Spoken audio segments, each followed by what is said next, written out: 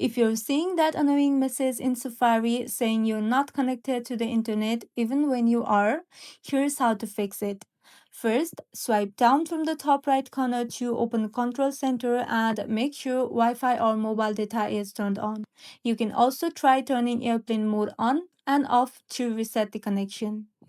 Next, open any other app that uses the internet like YouTube or Instagram to see if the problem is just with Safari. After that, swipe up from the bottom of the screen and close Safari completely, then reopen it and try again. If it still doesn't work, try resetting network settings. And for that, go to your settings app, then tap on General. After that, scroll all the way down and tap on Transfer or Reset iPhone. Then tap Reset and choose Reset Network Settings from the options. And that's all. One of these steps should get Safari back online.